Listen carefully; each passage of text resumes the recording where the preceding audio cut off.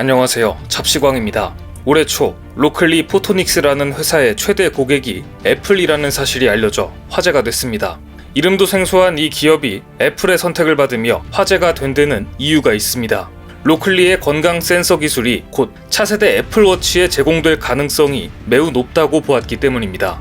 아니나 다를까 얼마 뒤 로클리는 애플 스마트워치에 탑재할 가능성이 높은 디지털 센서를 공개했는데요. 이 시스템은 체온, 혈압, 신체 수분, 알코올, 젖산, 혈당 수치 등을 포함한 여러 건강 지표들을 무체혈로 측정할 수 있는 건강 센서였습니다. 세계는 지금 이 기술을 주목하고 있습니다. 이 기술을 활용해서 피를 뽑지 않고도 광학 센서가 있는 소형 칩을 스마트워치 뒷면에 탑재하여 피부의 적외선을 비추는 방법으로 혈당 측정이 가능해진다면 당뇨병 관리의 패러다임이 완전히 바뀌기 때문입니다. 현재 많은 웨어러블 기기들은 녹색 LED를 사용해 심박수를 측정합니다. 하지만 로클리의 센서는 훨씬 더 넓은 범위의 신체 지표들을 감지하고 모니터링할 수 있는 적외선 분광 광도계를 사용하고 있는데요. 애플이 무체열 건강 센서를 탑재한 신형 스마트워치를 출시한다. 애플이 한다면 삼성전자도 할 수 있습니다.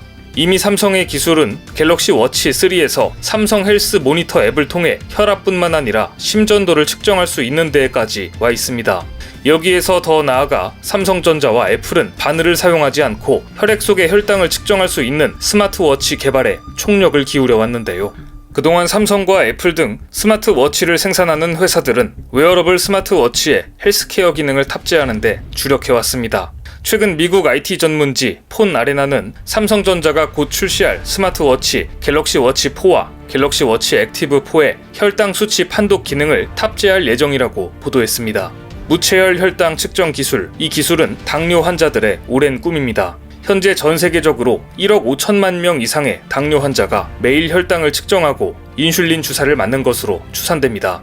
대부분의 당뇨 환자들은 손가락 끝에 피를 내는 침습 방식으로 혈당을 측정하고 있습니다. 하지만 체혈 과정에 통증이 따르고 혈당 측정 검사지와 체혈침 등의 소모성 재료 구매를 위한 비용 부담도 만만치 않습니다. 환자 입장에서 매일 피를 내야 하는 것은 여간 힘든 일이 아닐 텐데요. 그런데 바늘 없이 실시간으로 혈당을 측정할 수 있게 된다면 환자들의 불편은 크게 줄어들 것이고 위급한 상황에서도 신속히 대응할 수 있게 됩니다. 따라서 이 시점에 차고 있는 것만으로도 혈당 측정이 가능한 스마트워치가 등장한다면 당뇨병 관리의 패러다임을 확 바꿀 수 있는 획기적인 사건이 될 텐데요. 시장조사 업체 카운터포인트 리서치에 따르면 지난해 4분기 기준 글로벌 스마트워치 시장 점유율 1위는 애플, 2위는 삼성전자였습니다. 스마트워치 시장에서 애플의 강력한 경쟁자인 삼성전자는 무체열 혈당 측정 기술의 가능성을 알아보고 이미 오랜 시간 연구에 매진해왔습니다. 사실 비침습 혈당 측정법은 1990년대부터 꾸준히 연구되어 온 방식입니다. 하지만 이 측정법은 그동안 학계의 난제로 불릴 만큼 어려운 일이었습니다.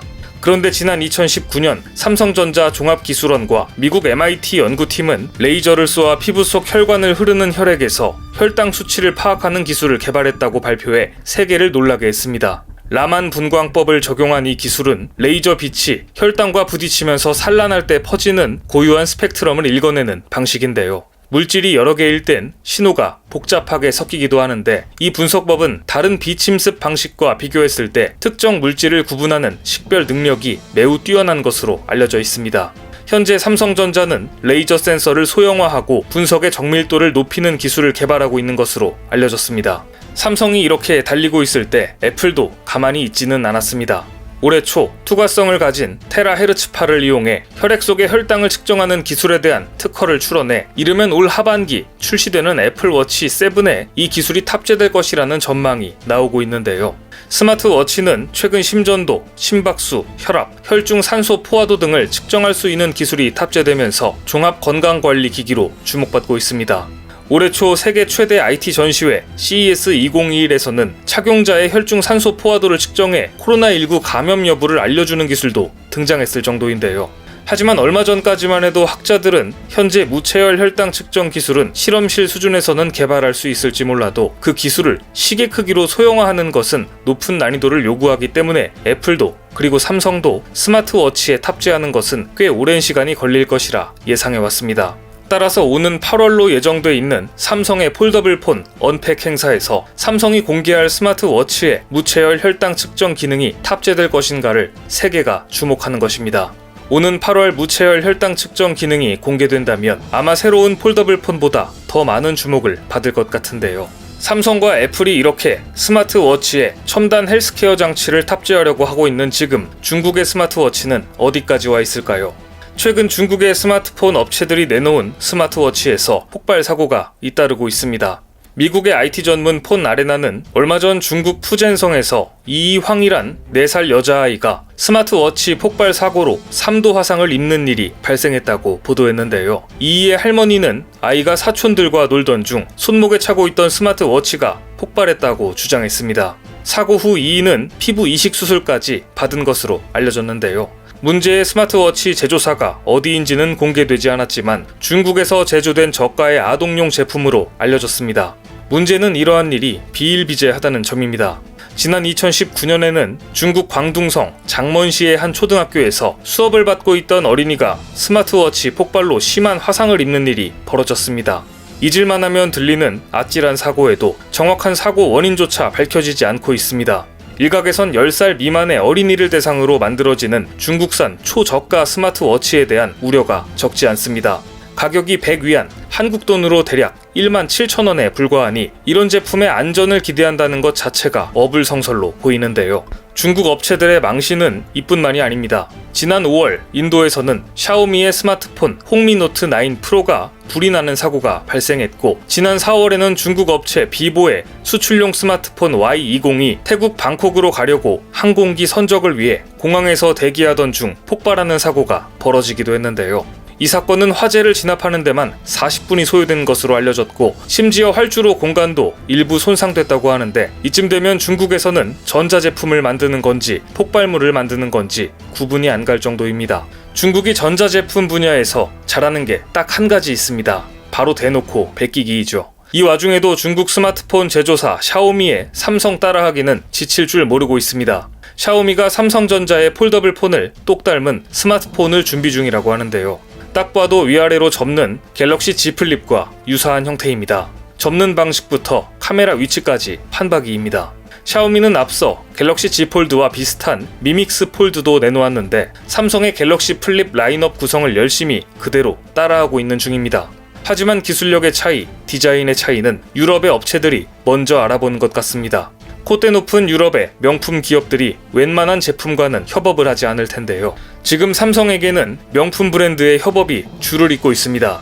지난해 삼성전자는 갤럭시 Z 플립과 갤럭시 Z 폴드 2를 출시하면서 한정판인 톰 브라운 에디션을 선보인 바 있는데, 무려 23만 명이 넘는 소비자가 몰려 화제가 되기도 했습니다. 뿐만 아니라 최근 네덜란드 IT 전문 매체 레츠고 디지털은 루이비통과 구찌, 모노그램을 적용한 갤럭시 Z 플립 3 렌더링 이미지를 공개하기도 했는데요. 업계에서는 삼성전자가 글로벌 마케팅의 일환으로 명품 브랜드와의 협업을 더욱 확대할 것이며, 가장 유력하게 거론되는 브랜드는 프랑스의 명품 브랜드 루이비통입니다. 중국 기업들이 아무리 삼성 제품을 따라하려고 해도 겉모양 흉내내기에 그칠 뿐, 오히려 삼성의 기술력과 아이덴티티를 더욱 돋보이게 만드는 것 같습니다. 세계 보건기구에 따르면 당뇨병을 앓고 있는 인구는 세계 성인 인구의 약 8%에 달합니다. 지난 30여 년 동안 4배나 증가한 수치라고 하는데요. 코로나로 인한 재택근무 증가, 운동 부족과 비만 증가에 따라 당뇨 인구는 더 늘고 있는 추세입니다. 이 때문에 효과적인 당뇨 관리를 위한 디지털 헬스케어 기술 개발은 의료계와 IT 업계의 주요 관심사로 떠올랐는데요. 저도 개인적으로 할머니께서 당뇨를 앓고 계시기 때문에 이 제품이 빨리 출시되었으면 하는 바람입니다. 세계적인 기업들이 헬스케어 기술 개발에 몰두하고 있는 지금, 삼성과 애플 두 회사 모두 비침습 혈당 측정 기술에 관해서는 경쟁 관계를 떠나 전 세계 환자들을 위해서 정확도 높은 혈당 측정 워치를 개발해 주었으면 좋겠다는 생각이 듭니다.